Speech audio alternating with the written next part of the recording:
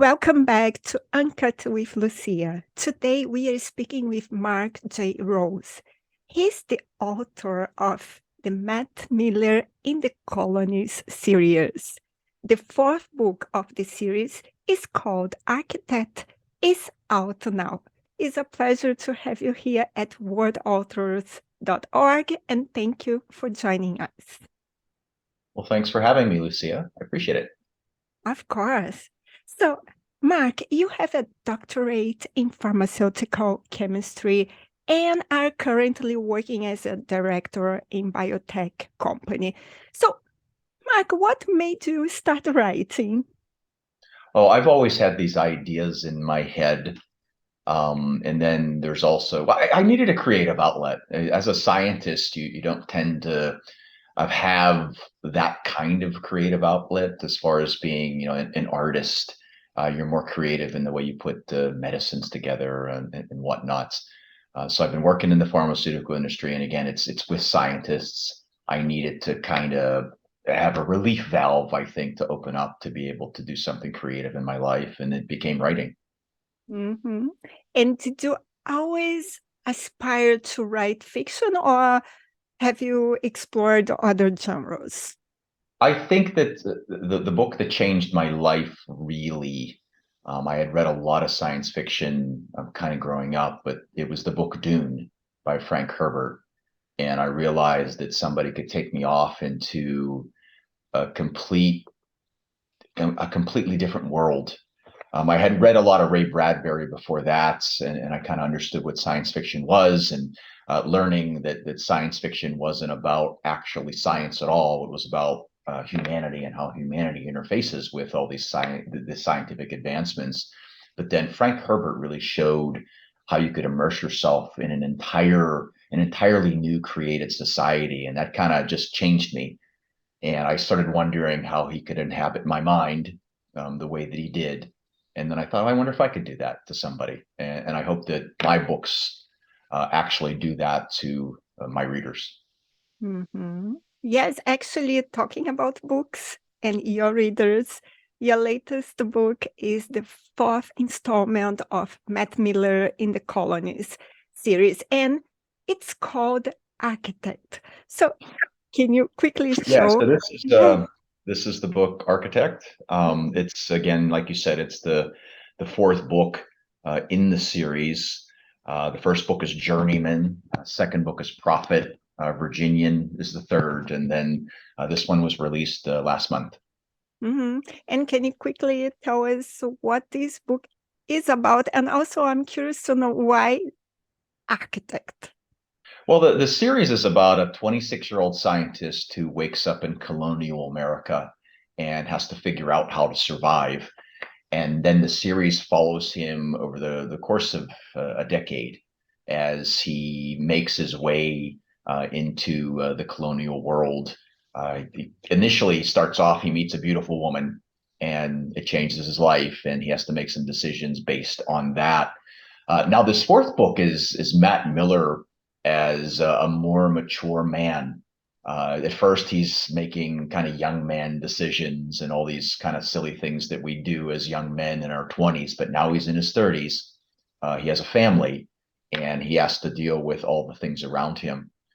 It's called Architect because it's finally a stage where he's a little more in charge of things. And I imagined him being able more to design his own life.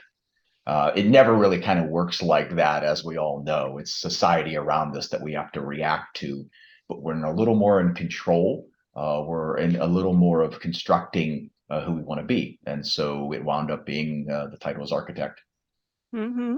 And just being curious, what or who was the inspiration behind Matt's character? I think initially it was had to do with me. I've always been curious. I'm supposed to be an educated man. I have a PhD in pharmaceutical chemistry, and even as a young kid, I was often wondering how things work. And we do these things every day. we plug our iPhones in and they charge up, and we don't really know where the electricity comes from. We turn on the tap or we go to the refrigerator and get filtered water, and the water just comes out. And I wondered, as an educated man, what if I went to a place where none of this existed? Would I be able to recreate anything, based on the fact that I'm an educated man? And so it became a thought exercise. Okay, give him the same education I have, him into a place like colonial America, where he doesn't have really the obvious relevant skills. He's not a blacksmith. He's not a farmer. He can't make candles. And they'll try to see if he could survive. And then I put an attractive farm girl that he meets in the mix, and this idea that he's going to have to impress her family in order to be able to qualify for that young woman. And so then the motivation started there. And again, it was a thought exercise. Okay, giving what I know today, would I be able to apply any of it to a time where you don't have all the resources that we have today? Mm-hmm.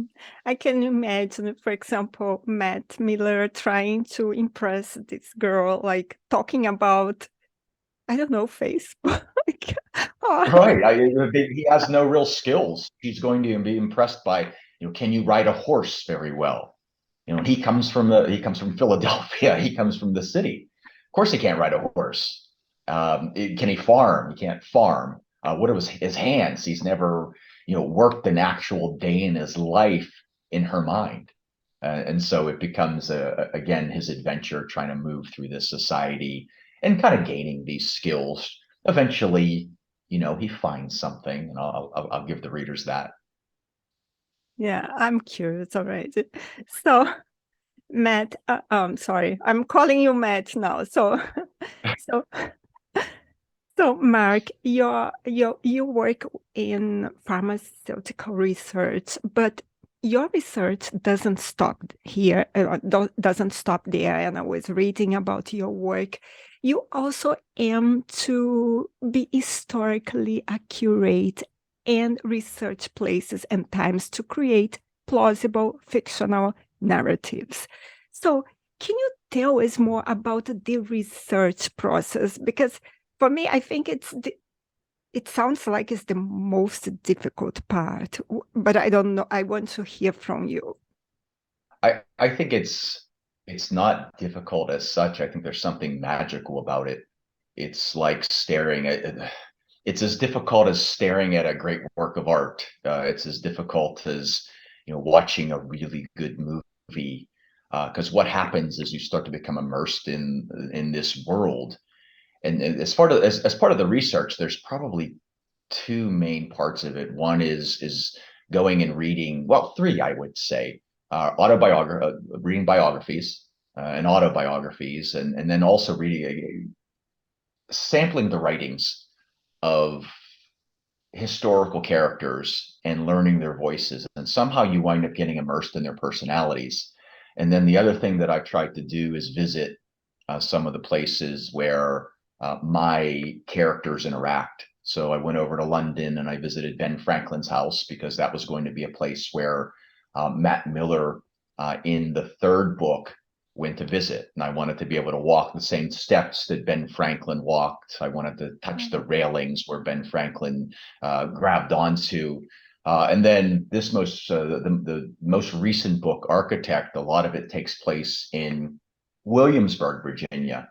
And so we went to tour Williamsburg, Virginia.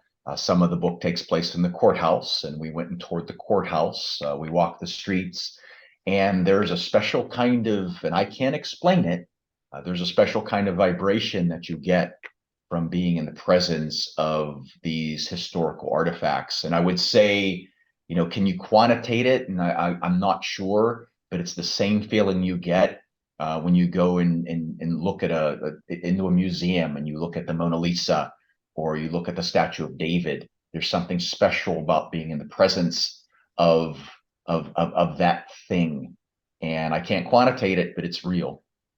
So it's a good way to research. You go and you feel the environment and you learn by seeing the original things, like going to a museum and researching is fabulous.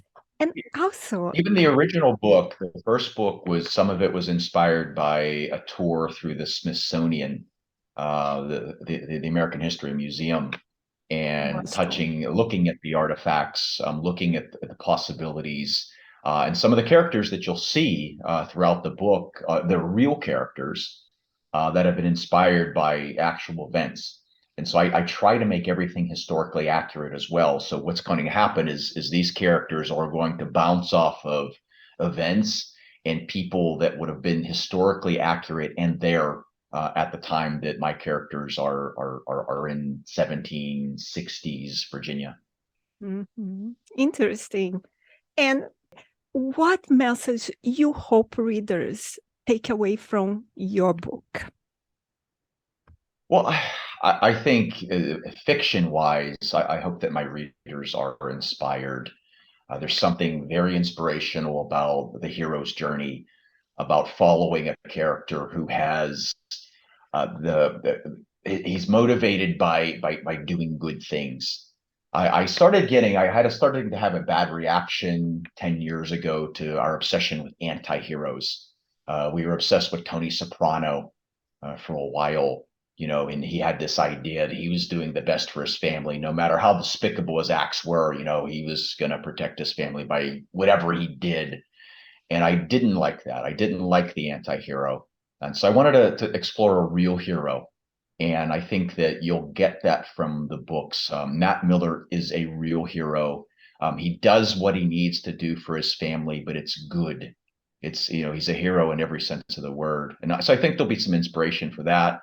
As far as young men, I think that there'll also be some inspiration to young men to kind of look up to a character and not have to. You don't have to interpret with Matt. He's going to do always the right thing, or at least try to do it. And he's not always going to get it right, just like a hero that we like to see. We don't like to see perfect heroes, but we like to see them heading on the straight path. And I think you'll get that. Wonderful. I love this kind of heroes. Well, So and I often say it, he's the kind of man that I'd like my daughters to meet and marry. So. I got it. And Mark, are you currently working on anything new you would like to share with us? Well, I think the fifth book is in the works. I'm still trying to sort out how to coordinate the fifth book. Some of it is flashbacks, and that's something new for me. I keep imagining, I think I need to go back and watch The Godfather 2 because there's flashbacks in that, and they did that very well. So I need to kind of incorporate this. I wrote a bunch of prequel chapters for this fourth book to try to explain the backstory. And then what happens with the prequel chapters is you just sort of take the tone and you say, okay, this is what's happened.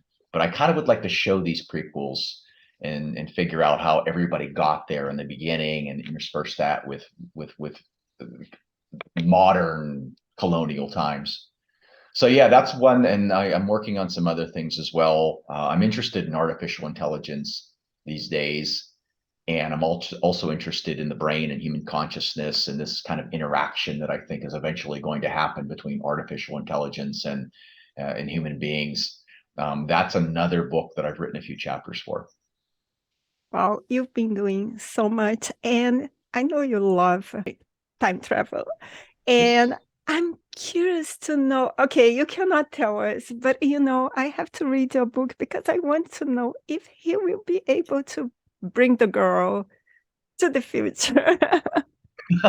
So, well, that's part of the whole plot, right? Is trying to figure out where Matt is going to live the rest of his life. And in Architect, he does have some choices, and you'll have to read Architect to figure out what those choices are. I based the book on my study of quantum physics and time travel and human consciousness, and so I've tried to be also scientifically accurate with the way that things happen in the book. So there'll be a little bit of that. It's a little bit more in this fourth book. The first two books, people have complained that there's not enough time travel, that it's mostly historical fiction, and that's probably true. There's a little more romance, a little more kind of character building in the first two books. But in this fourth book, I go a little bit more into ramifications of time travel, quantum physics, and then there's a little bit of a discussion of a higher power, and then how this all fits together in the universe. So it gave me a chance to explore that. Sounds great. Mark, I just want to say thank you very much for spending your time with us. I would like to know, where can our audience find you and, of course, your books? My books are all available on Amazon. The Audible should be coming out for the fourth book by the end of this week. So I'm hoping at least by the end of April that the Audible of the fourth book will be available. You can find everything on my website, markjroseauthor.com. markjroseauthor.com, and there's links to the books, the Audible, the ebook, everything. And then there's also my blog where I talk about space, time, God, all the other things that I couldn't include actually in my story. Sounds wonderful. Actually, I was checking your blog and I really like it. So, Mark, you know that you are always welcome to Uncut with me, Lucia, and to our audience. Thank you very much for staying here with us. Well, thank you, Lucia. I appreciate it. Great conversation. Thanks. Thank you.